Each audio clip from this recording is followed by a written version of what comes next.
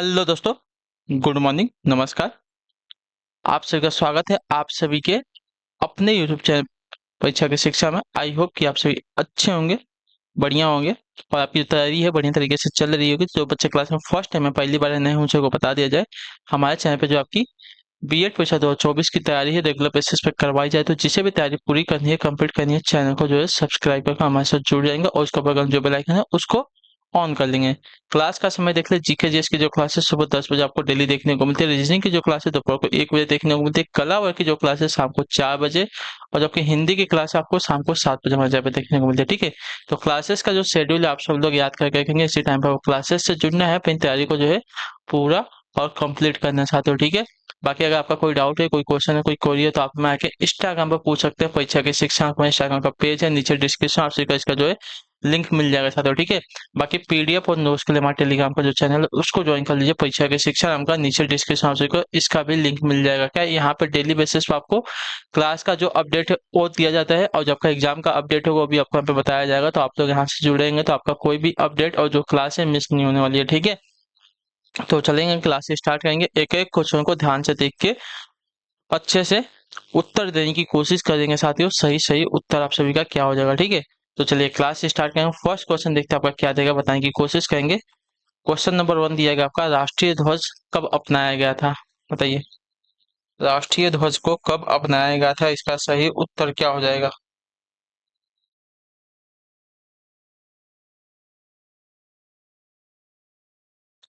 तो इसका right answer हो जाएगा साथियों 22 जुलाई 1947 को। जो आपका डीएल ऑप्शन देगा आपका सही तो हो जाएगा। ठीक है, राष्ट्रीय ध्वज को जो है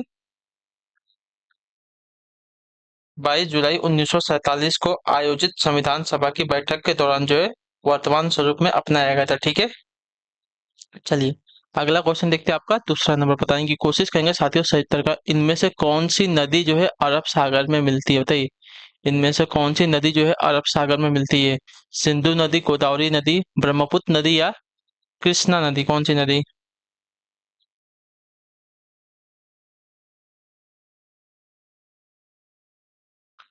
तो इसका राइट आंसर आपका हो जाएगा साथियों ऑप्शन नंबर ए, सिंधु नदी। ठीक है, जो आपका ए वाला विकल्प देगा आपका यहाँ पे सही उत्तर। ठीक है, मानसरोवर झील के आसपास के क्षेत्र में तिब्बती पठार के उत्पन्न सिंधु नदी लद्दाख और बलिस्तान के मध्य से गुजरती है। यह जो है लद्दाख सीमा को पार करते हुए जम्मू कश्मीर में गिलगिट के पास से पाकिस्तान में प्रवेश करती है। पाकिस्तान के बंदरगाह शहर कराची के समीप सिंधु और अरब सागर में जाके मिल जाती है। ठीक है, अगला आपका देखेंगे तीसरा नंबर है, बताने की कोशिश करेंगे साथियों सही उत्तर क्या हो जाएगा। ठीक है, क्या देगा, निम्नलिखित में से कौन सा जो है भारत की गैर संवैधानिक संस्था थी? ठीक है, वित्त आयोग, राज्य मानवाधिकार आयोग, राष्ट्रीय आयोग या चुनाव आयोग? इन चारों में से कौन सी जो है भारत की गैर संवैधानिक संस्था थी साथियों?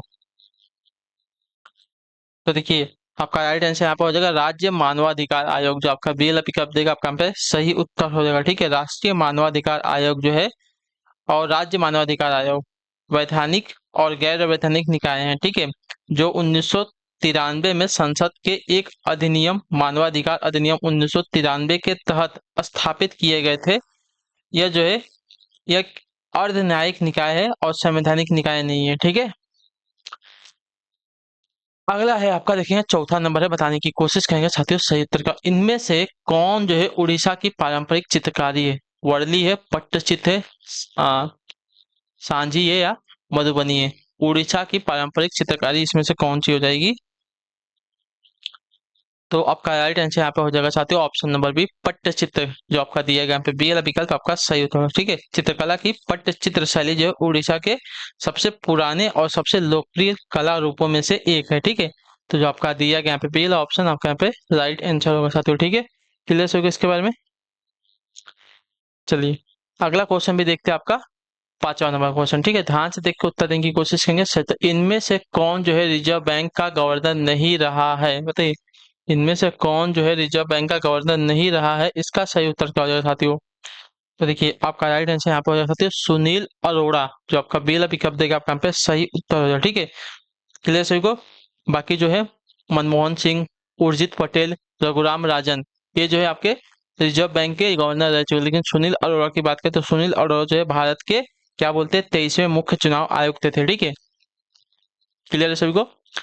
अगला देखें आपका छठा नंबर, बताने की कोशिश करेंगे साथियों सही उत्तर का। इनमें से कौन जो है बाण भट्ट द्वारा लिखित प्राचीन पुस्तक है, बताइए।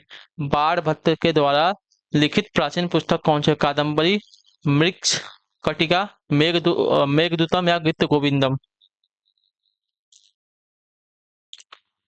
तो आपका राइट आंसर यहाँ पर जो है कादम्बरी, जो आपका पहला ए वाला ऑप्शन दिएगा आपका सही उत्तर होगा। ठीक है, कादम्बरी जो है संस्कृत में लिखा गया एक आपका रोमांटिक उपन्यास है, जिसकी रचना जो है 7वीं शताब्दी ईस्वी के पूर्वार्ध में बाणभट्ट ने की थी। ठीक है, बाणभट्ट के पुत्र भूषण भट्ट द्वारा यह उपन्यास पूरा किया गया था। कादम्बरी के अलावा जो है बाणभट्ट को उनके संरक्षक राजा हर्षवर्धन की जीवनी हर्षचरित के लिए भी जो है उनकी रचना की थी, उसके लिए भी जो है जाना जाता है। ठीक है, चलिए अगला आपका देखेंगे आपका 7वां नंबर प्रश्न। ठीक है, बताने की कोशिश करेंगे साथियों सही उत्तर क्या हो जाएगा। इनमें से पारसी नववर्ष को जो है किस नाम से जाना जाता है, बताइए। पारसी नववर्ष को जो है किस नाम से जानते हैं? उगाड़ी के नाम से, नवरोज के नाम से, पटेटी के नाम से, या पुथाड़ू के नाम से। तो देखिए उगाड़ी के नाम से अभी आपका जो है गुड़ी पाड़वा हुआ था। महाराष्ट्र में गुड़ी पाड़वा होता है। ठीक है, महाराष्ट्र में गुड़ी पाड़वा होता है, और जो आपका इधर साउथ साइड में आपका उगाड़ी होता है। ठीक है, तो साउथ में जो है हिंदू नववर्ष को उगाड़ी के रूप में जानते हैं, और महाराष्ट्र में जो है गुड़ी पाड़वा के रूप में जानते हैं। ठीक है, तो पारसी नववर्ष को जो है किसके रूप में जानते हैं? तो देखिए पारसी नववर्ष का जो नया नाम आपका होता है साथियों,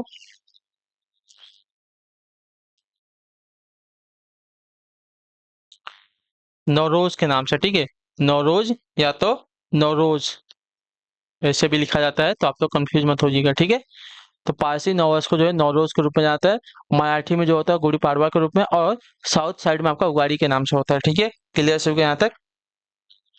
नवरोज जो है उत्तरी गोलार्ध में जो है वसंत की शुरुआत का जो है प्रतीक होता है। ठीक है, अगला प्रश्न देखते हैं आपका 8वां प्रश्न। ठीक है, क्या दिया गया ध्यान से देख के उत्तर देने की कोशिश करेंगे साथियों सही उत्तर का। वॉर एंड पीस पुस्तक किसके द्वारा लिखी गई है, बताइए। इसका सही उत्तर क्या हो जाएगा? वॉर एंड पीस, युद्ध और शांति, किसके द्वारा लिखी गई है? तो आपका राइट आंसर यहाँ पे हो जाएगा साथियों लियो टॉल्स्टॉय द्वारा। ठीक है, जो आपका दिया गया यहाँ पे ये वाला विकल्प आपका राइट आंसर हो जाएगा। ठीक है, क्लियर सभी को।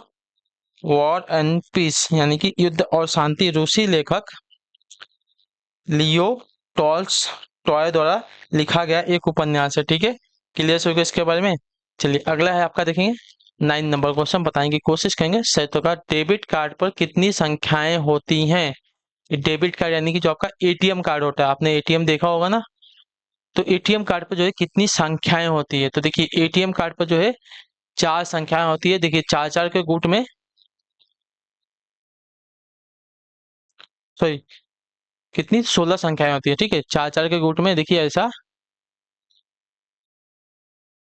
ठीक है, ऐसे कर करके आपकी 4 4 8 4 12 4 16, तो कितनी संख्याएं होती है डेबिट कार्ड पे?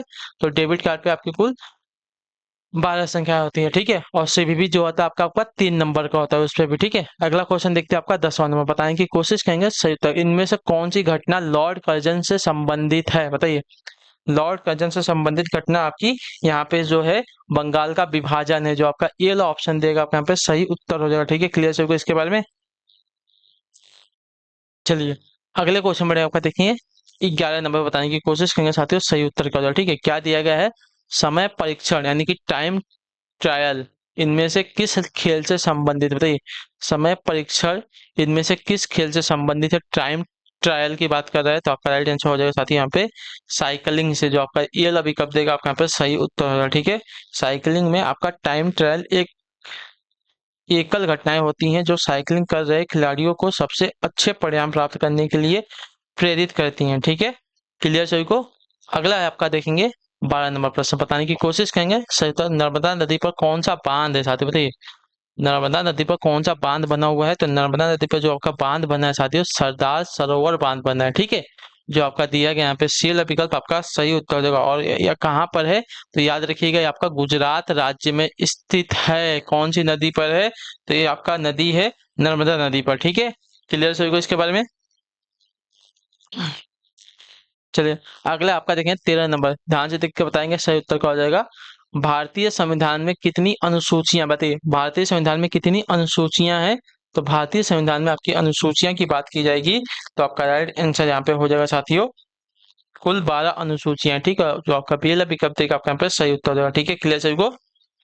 ठीक है, भारतीय संविधान में मूल रूप से कुल 8 अनुसूचियां थी, जिसमें विभिन्न संशोधनों द्वारा 4 और अनुसूचियां जोड़ी गई हैं। ठीक है, क्लियर सभी को इसके बारे में। चलिए अगला आपका 14 नंबर प्रश्न। ठीक है, बताने की कोशिश करेंगे साथियों, सही उत्तर क्या हो जाएगा। जनगणना 2011 के अनुसार भारत का जनघनत्व कितना है, बताइए। जनगणना 2011 के अनुसार, ठीक है, भारत का जनघनत्व कितना है साथियों। तो देखिए जनगणना 2011 के अनुसार भारत का जनघनत्व यानी कि प्रति वर्ग किलोमीटर व्यक्तियों की संख्या के संदर्भ में भारत में आपके 382 लोग रहते हैं। ठीक है, याद रखिएगा। तो जो आपका दिया गया यहाँ पे बी वाला विकल्प आपका राइट आंसर। ठीक है, 2011 की जनगणना के अनुसार भारत का जनघनत्व आपका 382 प्रति वर्ग किलोमीटर में लोग रहते हैं। ठीक है, क्लियर सभी को यहाँ पे। तो जो आपका बी वाला ऑप्शन देगा आपका राइट आंसर। अगला क्वेश्चन 15 नंबर क्या देगा, इलेक्ट्रॉन की खोज किसने की। ठीक है, इलेक्ट्रॉन की खोज जो है किसने की थी। तो इलेक्ट्रॉन की खोज का जो श्रेय है आपका देता है जे थॉमसन को। जो आपका ये वाला ऑप्शन देगा आपका यहाँ पे सही उत्तर होगा। ठीक है, कब की थी, 1897 ईस्वी में इन्होंने जो है इलेक्ट्रॉन्स की खोज की थी। ठीक है, चलिए और 1906 में इनको जो है इसके लिए नोबेल पुरस्कार दिया गया था। ठीक है, इलेक्ट्रॉनिक्स की खोज के लिए। अगला क्वेश्चन देखते हैं आपका 16 नंबर। ठीक है, ध्यान से देख के उत्तर देंगे साथियों, सही उत्तर क्या होगा। ठीक है, क्या देगा, सोलार मतलब सोलर कुकर को जो है बाहर से किस रंग से रंगा जाता है, बताइए। सोलर कुकर जो होते हैं उनको जो है बाहर से किस रंग से रंगा जाता है। तो आपका राइट आंसर हो जाएगा साथियों काला। काले रंग से क्यों, क्योंकि काला रंग जो है ऊष्मा का क्या होता है, अवशोषित करता है। ठीक है, उससे क्या है कि वो जल्दी से गर्म हो जाता है बर्तन, जिससे आपका खाना जो है जल्दी बन जाता है, और जो आपका गैस हुआ, इलेक्ट्रिसिटी अगर हुआ, उस जो है आपका कम खर्च होता है। ठीक है, तो जो आपका दिया गया यहाँ पे सी वाला विकल्प आपका यहाँ पे सही उत्तर हो जाएगा। ठीक, क्लियर हो गया इसके बारे में। सौर कुकर जो है सूर्य से ऊष्मा के अवशोषण को अधिकतम करने के लिए काले रंग से जो है रंगा जाता है, इतना याद रखेंगे। ठीक है, काला रंग क्या होता है, तो ऊष्मा का बहुत ही अच्छा अवशोषक होता है। ठीक है, अगला आपका देखेंगे 17 नंबर क्या देगा, बताने की कोशिश करेंगे। राइट है, इनमें से किस वंश की स्थापना कुतुबुद्दीन ऐबक ने की थी, बताइए। चेर साम्राज्य की, नंद वंश की, सुंग वंश की, या गुलाम वंश की। तो देखिए कुतुबुद्दीन ऐबक जो है मोहम्मद गौरी का गुलाम था, इसके वजह से जो है इसने गुलाम वंश की स्थापना की थी। ठीक है, जो आपका दिया गया यहाँ पे डी वाला विकल्प आपका यहाँ पे राइट आंसर हो जाएगा। ठीक है, मामूलक वंश जिसे हम गुलाम वंश भी कहते हैं, ठीक है, इसकी स्थापना कुतुबुद्दीन ऐबक ने की थी। ठीक है, मोहम्मद गौरी का पसंदीदा गुलाम था। ठीक है, कुतुबुद्दीन ऐबक। ठीक है, मामूलक वंश ने उत्तर भारत पर जो 1206 से लेकर 1290 ईस्वी तक जो है शासन किया था। यह दिल्ली सल्तनत जो है राजवंश के पहले 5 राजवंशों के प्रथम में से एक था। ठीक है, जो 1526 तक चला था। ठीक है, 1209 से लेके सॉरी 1206 से लेके 1526 में से सबसे पहले जो है इसने ही किया था। टोटल मिला जो है 5 वंश ने वहां पे शासन किया था। ठीक है, अगला आपका देखेंगे 18 नंबर, बताने की कोशिश करेंगे साथियों, सही उत्तर का भारतीय संविधान के किस अनुच्छेद के तहत जो है हिंदी को आधिकारिक राजभाषा घोषित किया गया है। तो आपका राइट आंसर साथियों अनुच्छेद 343 के तहत कहा गया है कि हिंदी जो है हमारी राष्ट्र की भाषा है और लिपि जो इसकी देवनागरी है। ठीक है, तो जो आपका बेल विकल्प देगा आपके यहाँ पे सही उत्तर हो जाएगा। ठीक है, क्लियर होगा इसके बारे में। आपका अनुच्छेद 343 में कहा गया है। ठीक, अगला आपका देखेंगे, बताने की कोशिश करेंगे साथियों क्या दिया गया है 19 नंबर। ठीक है, सिखों के 5वें गुरु कौन थे, बताइए। सिखों के 5वें गुरु की बात कर रहे हैं साथियों, कौन थे। तो सिखों के 5वें गुरु जो आपके गुरु अर्जुन देव थे। जो आपका सेल ऑप्शन देगा आपका यहाँ पे सही उत्तर हो जाएगा। ठीक है, गुरु अर्जुन देव जो है सिख गुरुओं में जो 5वें स्थान पर थे। उन्होंने जो है सिख ग्रंथ के पहले आधिकारिक संस्करण का संकलन किया, जिसे आदि ग्रंथ कहा जाता है, जो बाद में गुरु ग्रंथ साहिब के रूप में विस्तारित हुए। ठीक है, वह सिख धर्म में जो है शहीद हुए 2 गुरुओं में से पहले थे। ठीक है, चलिए अगला आपका देखेंगे 20 नंबर, बताने की कोशिश करेंगे सही उत्तर का। इनमें से किस राशि की एसआई मात्रक का नाम जो है ब्लेज पास्कल के नाम पर रखा गया, बताइए। ऊर्जा का, दाब का, कार्य का, शक्ति का।